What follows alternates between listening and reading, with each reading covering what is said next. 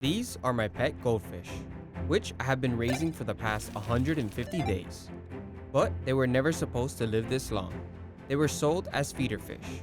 But instead of becoming food, I built them an incredible home of their own and watched them grow into something amazing. This is the story of how I rescued them and the incredible transformation that followed. Our journey started at the pet store. I was there to pick up some food for my pets when I noticed a tank full of goldfish. As I was checking out the fish, I noticed some strange behavior in the back.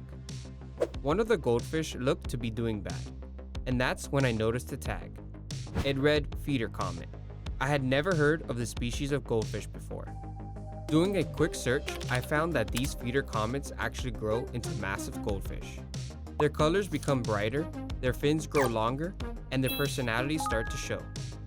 So that's when I knew I had to come up with a game plan and see what these fish are truly capable of. Since they're sold as live food for predators, they're housed in poor conditions. They're not guaranteed to live very long. So let's build them a proper setup to see if we can raise these feeder goldfish to be healthy and massive. Starting with a custom background. I first placed a sheet of plywood on a rack to help disperse the weight of this 55-gallon tank. The foundation of the background is going to be made out of XPS foam insulation boards, but the boards are a bit too tall for the tank. So I measured the height of the tank and cut the boards to the perfect size. Then I started to cut out the third foam board into pieces that are in the shape of rocks. After that, I added some texture to the cutout pieces. I then mapped out the finished pieces to the other two foam boards. I needed to see exactly where each piece would go before I started attaching anything. Using my knife, I traced out the area that needed to be carved. I can't just carve the both boards because I need a flat surface to silicone the cutout pieces to. With the layout finalized, I began attaching the rock pieces using my aquarium safe silicone, pressing each one firmly into place. After everything was secured, I then switched out my silicone gun for my heat gun. With the heat gun, I'm going to prepare the background for layers of concrete and dry lock. The heat wraps the foam slightly, creating natural bumps, cracks, and crevices that will make the concrete layer stick better and look more realistic. I then collected all my supplies to apply layers of cement. Applying cement is going to create a realistic rock appearance, make it durable, and make it safe for fish. But even after multiple layers of cement, I noticed a problem. Our cement began cracking. If I were to put this into the tank and filled it with water, the foam can start to deteriorate and kill the goldfish. So I bought a solution that we can customize. I mixed dry lock with this liquid cement color to waterproof the whole background. Now we just need to let the background to cure to make sure it seals the foam and concrete. Finally, weeks later of curing, the background was ready for the tank. But when I went to put it into the tank, I did not account for the lip that holds the lid. Weeks of work and money went into building this background. I had to find a solution. So I grabbed my Dremel and cut out a spot to try to slip in the background. Finally, it was in the tank and I could get my first look at how it looks in our setup. Now we can move on to the foundation of the tank. During my research on the comet goldfish, I found out they have natural foraging habits. So I'll be using some sand since they love to sift through it. Now with the sand in place, we need to design something special for our old friend. This is Finn, my Chinese algae eater that I adopted. He has been enjoying his little cave we bought for him. Finn loves to have a place to retreat to. But Finn has been doing a lot of growing lately, and he's almost too big for his current setup. So I designed him a brand new one and printed it out with my 3D printer. Here is the finished tunnel. I placed it by the old one so you guys can see just how much bigger the new one is. I shifted around some sand and placed Finn's new tunnel into the tank. Once the tunnel was in the correct place, I went out to collect some rocks for our setup. When I got to the spot, I found a huge pile of dragonstone, which works perfectly in aquariums. But comet goldfish need smooth rocks. Since they are delicate, the dragonstone is sharp and could cause harm to the goldfish. I searched around some more and picked out some different size rocks that won't harm our fish. Once I got back to the lab and washed the rocks, I started to lay out the rocks. But after seeing the finished scape, I decided to rearrange it into something I thought looked better. Then I got some driftwood from a quarantine setup to help cycle the tank and finish off the hardscape. Now it's time to move on to our live plants. Live plants are going to be super important in a goldfish setup. So I placed root tabs into the sand to help give our plants nutrients.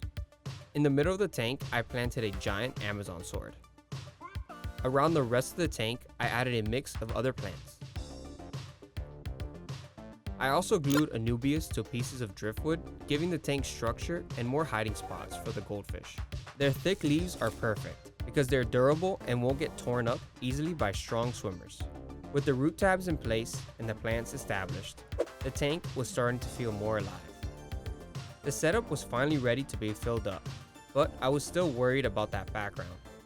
A small mistake now could ruin everything. I slowly began filling the tank, hoping everything would work out. After it was filled, it looked like everything was going good so far, so I went on to the next step. I continued setting up the tank by adding some water conditioner and buying a canister filter. These comet goldfish produce a lot of waste, so setting up this canister filter was a must in order to keep the water clean for them to grow healthy in. Once the canister filter was installed and flowing, it was time to move on to the next step of the build: hydroponics. I 3D printed some plant holders to add another method of filtration. Now we just needed to head to the store and pick out our plant. After looking around for a bit, I decided to buy some lucky bamboo. It's been one of my favorite plants because of how unique it is. I got back to the lab and started to prepare the lucky bamboo to go into the tank. Lucky bamboo is perfect for the setup because it's hardy, easy to care for, and thrives in water without soil. I placed our custom plant holders on the rim and popped in the lucky bamboo, making sure the roots were submerged and the plants were stable. This not only added another way to filter the tank, but it also added a cool dynamic to the setup. Now, we just needed to let the tank cycle and make sure all our parameters are stable before we go out and buy our goldfish. 2 weeks later, our build is holding up. But since we use concrete to build out the background, that can cause some issues with the pH. Concrete can leach minerals into the water, slowly raising the pH levels over time. So I got some test strips to test it. After dipping one of them into the tank and analyzing the results, it looks like the pH is still a bit too high. To fix this, I performed a few partial water changes over the next few weeks. A few weeks later, I noticed something new happening in our setup. A thin film is forming at the surface of the water.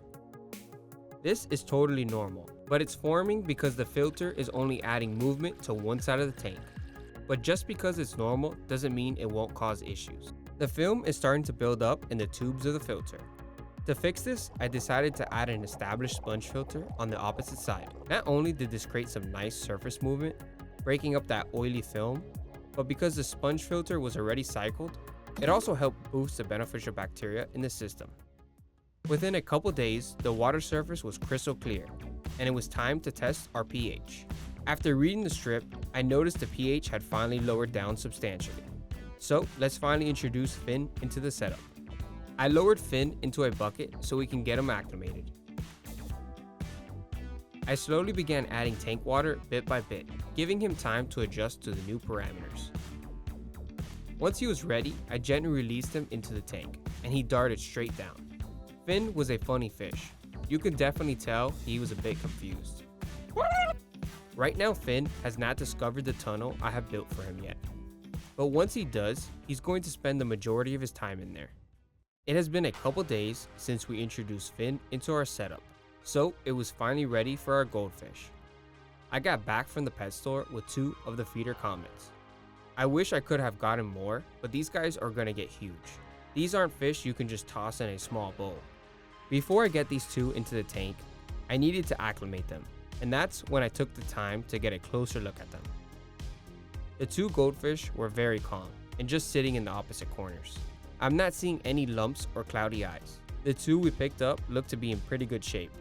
But as these 2 continue to acclimate, feel free to follow my Instagram, mrtank.yt, where I post daily content of all my animals, behind the scenes updates, and stuff you won't see on YouTube. Okay, now that they're done acclimating, I lowered the container into the tank and slowly started to tilt it forward to encourage them to swim out.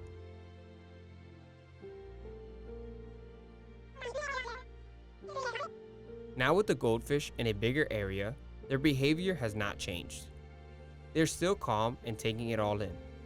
Slowly, they started to swim back and forth in front of the rocks. The two stayed side by side, never straying far from each other. Then, their natural instincts started to kick in. Our fish were slowly picking at the sand, exploring textures and testing their environment. These guys were bred to be sold as food. They have never seen an environment like this before. As you can see, we got two different colors. One is completely orange, and the other has this cool pattern, with bold patches of orange and white that give it the look of a miniature koi fish. Goldfish and koi are actually both members of the carp family, which makes them distant cousins. Our goldfish were starting to gain more confidence in their new home. They started to explore beyond the right side of the tank, swimming into a current caused by the canister filter. Seeing our goldfish begin to settle in was a great sign, so I decided to give them some space to continue getting comfortable. The next day, I came into the lab and checked up on our goldfish. They looked to be gaining confidence in their new home. I found our goldfish hanging around where Finn likes to chill.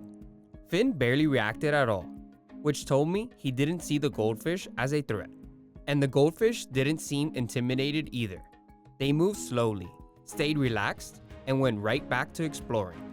At this point, it was clear the ecosystem was starting to settle in, but the real test was still coming. Not long after, I found our goldfish grazing on the giant Amazon sword. While watching them, I noticed a fuzzy clump starting to form. I took a snapshot to do some research on this.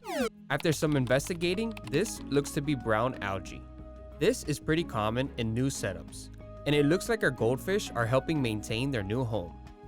But it also looks like our little guys are hungry. Since these guys were not supposed to be sold as pets, we have to be careful not to overfeed them. So I waited a couple days and let them eat stuff they find throughout the tank to build them back up. Since our goldfish like to scavenge through the sand, I decided to start with pellets that sink straight to the bottom of the tank. Once the pellets hit the water, the goldfish came over like a pack of hyenas. These poor guys were starving, but now they don't have to worry about missing a meal. Goldfish gulp air when they eat. They eat by creating a vacuum with their mouth, pulling food and water in at the same time. So it's important to not feed them food that floats at the surface. When goldfish eat at the surface, they also swallow air. That trapped air can mess with their balance, their digestion, and even the way they swim. I'm hoping they react well to eating, because fish that haven't eaten in a while can sometimes have serious issues. For now, all we can do is wait and see how they react. I'll check back in tomorrow. The next day, I found both our goldfish relaxing under the giant Amazon sword, which was a really good sign. It looks like our goldfish are establishing a comfort zone. Finn looks to be finding his comfort zone too. Finally, Finn was exploring his larger home. It looks to be big enough for Finn to rest comfortably in. I even caught him peeking out a bit while he was chilling inside his new home. Over the next few weeks, I continued to feed our goldfish the same pellets to monitor their eating habits and make sure they were staying healthy. I'm keeping their diet consistent for the next 2 to 4 weeks because feeding them the same pellets allows their digestive system to stay stable. Once they've fully adjusted, I can start adding a little variety to their meals and keep things balanced and interesting. One day, I caught them investigating the 3D tunnel I added earlier. I think food was starting to build up, which led them to the tunnel. But over time, it appears the goldfish would just not sift through the sand in the tunnel looking for food. Looks like Finn is going to have to start sharing his tunnel. On day 31, it was finally time to do our first checkup day. I placed them in the same container I acclimated them in. Once they were in the container, I could instantly see the difference. After a month, they've already started to change quite a bit. Their fins are more developed and their bodies look a lot thicker. A sign that the diet and stable tank conditions are really paying off. Measuring them now gives us a great baseline to compare with future growth, both in length and overall girth. After seeing how well they've grown in the first month, it was time to take the next step, adding a little variety to their diet. These are packed with protein and nutrients, perfect for supporting their continued growth and keeping their diet balanced. I released our goldfish duo back into the tank and started preparing their new food. First, I collected some of their tank water. I don't want to use tap water, which can contain harmful chemicals when not treated. After a couple minutes, you could start to see the little brine shrimp that were all clumped up together, floating on their own. I carefully sucked up some with my pipette, making sure to get a small portion that the goldfish could handle easily. Then I shot it into the tank. Right away, our goldfish started to gulp them up. I love that the brine shrimp would spread throughout the tank because one fish can't hog all the food. Plus, it plays into their natural foraging behavior. They darted around excitedly, picking up every little piece. It was amazing to see how quickly they adapted to a new food. I've noticed that one of the goldfish likes to follow and bump into the other while they were eating. This usually happens during feeding time because goldfish are very food driven and not great at personal space. They rely more on smell than sight, so they'll often crowd each other when food is involved. It doesn't seem to be anything to be alarmed about. It's just competition and excitement over food. As long as both fish are eating well and there's no damage or stress, this behavior is completely normal. I continue to mix the brine shrimp into the goldfish's diet over the next couple weeks.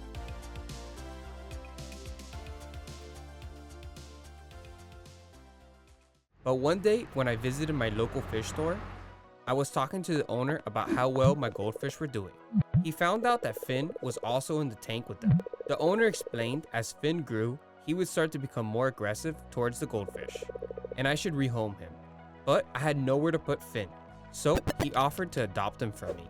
Thankfully, I was able to prevent a problem and Finn was able to get a new home. But that wasn't the only thing I learned about how to care for my goldfish. The owner explained to me that I need to incorporate some spirulina in their diet. So I picked this up. These pellets are going to support digestion and boost color. I threw some in the tank and our goldfish duo loved them.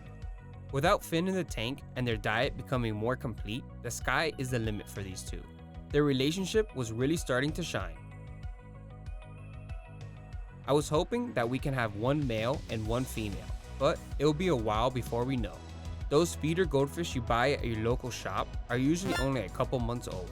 Comet goldfish usually start to breed from 1 to 2 years old, sometimes a bit later. Plus, it's really hard to identify their gender. But if you guys want to continue to see how these two develop, make sure to hit that subscribe button and like the video. Even though our goldfish have each other, I want to continue to develop their environment. We are starting to get their diet perfect, but it's time to introduce a new tank mate. This is a bamboo shrimp. It may look like a tiny walking stick, but this is a fascinating little creature. I carefully acclimated the shrimp to the tank water first, letting it slowly adjust so there's no stress. Once our shrimp was acclimated, I released him into the aquarium. I wonder how the bamboo shrimp is going to react to his new home. But better yet, how are the goldfish going to react to the shrimp? Almost immediately, the bamboo shrimp made a beeline for the rocks, tucking itself between the rocks for safety. And in the foreground, the goldfish are swimming by, completely unaware of the tiny new resident just a few inches away. For now, we'll let our bamboo shrimp settle in and rest after its big move. But tomorrow, things get even more exciting. We have a big checkup day planned to see how our goldfish are growing with their expanded diet. The next morning, it was finally checkup day. Immediately, it was clear. These two weren't just longer, they were thicker, healthier, and stronger than before. Their expanded diet of spirulina and brine shrimp is making these goldfish explode in size. Soon, they might not even fit in this container anymore. With our goldfish thriving, let's see how the bamboo shrimp is doing. I searched the tank for our little guy, but I was having trouble finding him. Then I noticed something on the 3D printed plant holders. Our bamboo shrimp is perched on the plant holders, right next to the bubbles gently rising from the sponge filter. It has its arms fully extended, waving in the water, catching tiny particles drifting in the current. The bubbles from the sponge filter create a flow, perfectly helping the shrimp filter its food. This is how it feeds. Those tiny fans catch microscopic particles, leftover food, and biofilm floating in the water. It's like watching a tiny underwater windmill in action. Moments later, I found him resting inside the plant holders. What's funny is I didn't even plan for these plant holders to end up here. It just happened to be where the bubbles are flowing. And now the shrimp has claimed it as a safe spot to rest. Another fun coincidence, I have bamboo plants suspended in the water. And our shrimp species is literally called a bamboo shrimp. I promise I didn't do this on purpose.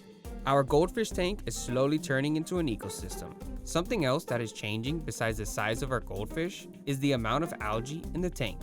Since Finn, our Chinese algae eater, has been moved to a new home, there's less grazing happening, and as a result, the algae is starting to increase. Adding a Pleco could help with the algae growth, but this aquarium has no heater. Most Plecos prefer warmer tropical water. That means we need a tank mate that prefers cooler water, can thrive alongside goldfish, and can help manage the algae naturally. Meet the hill stream loach. These little guys are bottom dwellers with sucker-like mouths that cling to rocks and surfaces. In the wild, hill stream loaches feed on small aquatic crustaceans, algae, and tiny organisms that live on river bottoms. But they're in my aquarium. They'll probably graze on different types of algae that grows in here. I have always wanted some of these creatures in my tank because they remind me of little stingrays. I got a total of 2 hill stream loaches for our aquarium. I noticed the loaches' patterns are very different. The bigger one is more spotted and the other one is striped. So I'm going to name the smaller one Sting and the larger one Ray. On day 100, our bamboo shrimp has really started to settle into the tank. Our little guy started to come out to the middle of the tank to sift through the substrate. Seeing the bamboo shrimp out in the open like this tells me he's comfortable in the tank and actively exploring his environment, which is a great sign. Not long after that, the bamboo shrimp started turning up everywhere. One moment he's in the open, the next he's chilling on the driftwood or climbing all over the background. It's almost like he's learning where the current flows strongest, where food collects, and where it's safest to pause. But then I got a crazy opportunity to see the shrimp up close. I don't think there's a more unique freshwater shrimp than the bamboo shrimp. These guys look so alien-like when you see them this close. A couple days later, you can already see the difference these loaches are making. Ray has been doing some serious damage to the algae on this rock. For now, I'm hoping 2 hill stream loaches are enough to help maintain the tank. But if our goldfish continue to grow at this pace, we are going to need to increase the hill stream loaches population, and maybe even getting our hands dirty.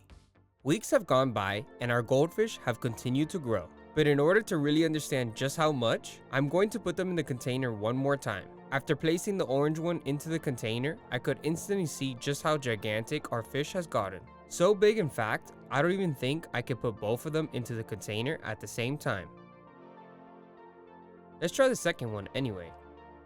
These two have been growing at about the same rate. And what's even crazier is they're still juveniles, meaning this isn't even their final form. At this rate, I'm gonna need to upgrade their tank sooner than I thought. But before we do that, let me show you exactly how their patterns have changed since day 1. Seeing the orange one under the light, it almost looks metallic, and the scales are starting to reflect instead of absorb light. And the other one with the cool orange and white patterns has really changed. It has started to form some gold on its face and fins, probably due to the addition of spirulina in its diet.